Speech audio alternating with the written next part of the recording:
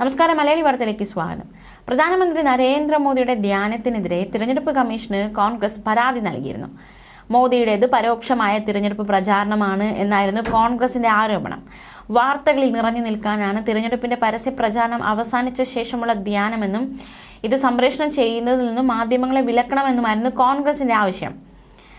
മാത്രമല്ല, ഈ പരിപാടി റദ്ദാക്കണമെന്നാവശ്യപ്പെട്ട് ജില്ലാ തെരഞ്ഞെടുപ്പ് ഓഫീസർക്ക് DMK നിവേദനം നൽകിയ സംഭവ വികാസങ്ങളൊക്കെ കഴിഞ്ഞ ദിവസം ഉണ്ടായതാണ്. തിരഞ്ഞെടുപ്പ് പെരുമാറ്റച്ചട്ടം നിലവിലുള്ളപ്പോൾ പ്രധാനമന്ത്രി മോദി വിവേകാനന്ദ മണ്ഡപത്തിൽ ധ്യാനിക്കുന്നത് തിരഞ്ഞെടുപ്പ് ലംഘനമാണെന്നായിരുന്നു DMK ആരോപിച്ചത്. എന്തായാലും ഈ ആരോപണങ്ങളൊക്കെ ശക്തമാകുന്നതിനിടയിൽ കഴിഞ്ഞ ദിവസം പ്രധാനമന്ത്രി വിവേകാനന്ദ പാറയിലെത്തി അദ്ദേഹത്തിന്റെ ധ്യാനത്തിന് തുടക്കമിട്ടു. ഇപ്പോഴും ധ്യാനം നടക്കുകയാണ്. അതിനിടയിൽ ഒരു സംഭവത്തെക്കുറിച്ചാണ് പങ്കുവയ്ക്കാനുള്ളത്. കന്യാകുമാരിയിലെ വിവേകാനന്ദ പാറയിൽ ധ്യാനത്തിലിരിക്കുന്ന പ്രധാനമന്ത്രി നരേന്ദ്രമോദി സൂര്യോദയം ആസ്വദിച്ചു. വിവേകാനന്ദ പാറയിൽ ധ്യാന കേന്ദ്രത്തിന് പുറത്തിറങ്ങിയാണ് മോദി സൂര്യോദയം ആസ്വദിച്ചത്. ധ്യാനത്തിനൊരു ഇടവേളയെടുത്താണ് പ്രധാനമന്ത്രി സൂര്യോദയം ആസ്വദിക്കാൻ വേണ്ടി പുറത്തേക്ക് ഇറങ്ങിയത്. തിരക്കേറിയ തിരഞ്ഞെടുപ്പ് പ്രചാരണം അതിനൊക്കെ ഒരു അന്ത്യം കുറിച്ചത് ഇന്നലെയാണ്. അതിനുശേഷമാണ് പ്രധാനമന്ത്രി കന്യാകുമാരി വിവേകാനന്ദ പാറയിൽ എത്തിയതും ധ്യാനത്തിന് തുടക്കമിട്ടതും. 45 മണിക്കൂർ നീളുന്ന ധ്യാനത്തിനാണ് പ്രധാനമന്ത്രി കഴിഞ്ഞ ദിവസം തുടക്കം കുറിച്ചത്.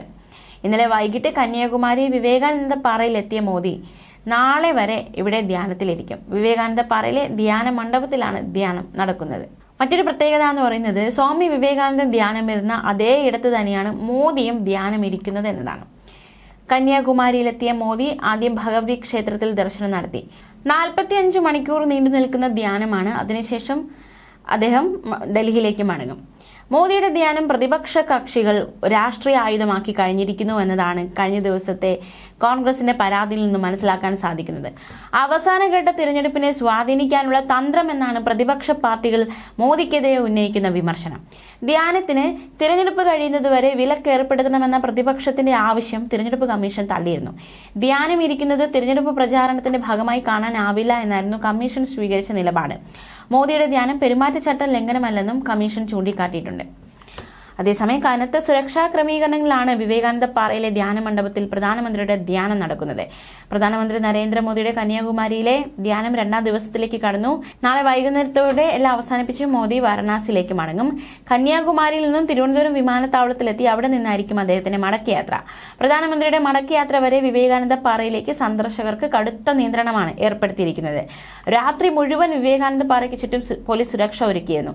2000-ലധികം പോലീസാണ് പ്രധാനമന്ത്രിക്ക് സുരക്ഷ ഒരുക്കിയത്. അവധിക്കാലമായതിനാൽ തന്നെ കന്യാകുമാരിയിലേക്ക് സന്ദർശകരുടെ തിരക്കുണ്ട്. എങ്കിലും ഇവരെ വിവേകാനന്ദ പാറയിലേക്ക് കടത്തിവിടുന്നില്ല. അവധിക്കാലത്തെ അവസാന ദിവസങ്ങളിൽ തിരക്കിൽ കന്യാകുമാരി മുങ്ങാറുണ്ട്. പക്ഷേ ഇപ്പോൾ എവിടെ നോക്കിയാലും പോലീസുകാർ എന്ന അവസ്ഥയാണ്. നിരത്തുകളിൽ വാഹനങ്ങളില്ല, ആളുകളുമില്ല. അവധി ആഘോഷിക്കാൻ ഹോട്ടലുകളിൽ മുറിയെടുത്തവരുടെ ചരിത്രം വരെ പരിശോധിക്കുകയാണ് പോലീസ്. അത്ര കർശന സുരക്ഷയാണ് ഒരുക്കിയിരിക്കുന്നത്. തിരഞ്ഞെടുപ്പ് പ്രചാരണത്തിനായി പ്രധാനമന്ത്രി കഴിഞ്ഞ മാസം കന്യാകുമാരിയിൽ എത്തിയിരുന്നു. പക്ഷേ ഇപ്രാവശ്യം അദ്ദേഹം 3 ദിവസം അവിടെ തങ്ങുകയാണ്. കടലിലും സുരക്ഷ ഏർപ്പെടുത്തിയിട്ടുണ്ട്. വിവേകാനന്ദ സ്മാരകത്തിന്റെ ചുറ്റും സുരക്ഷാ വലയം തീർത്തിരിക്കുകയാണ്.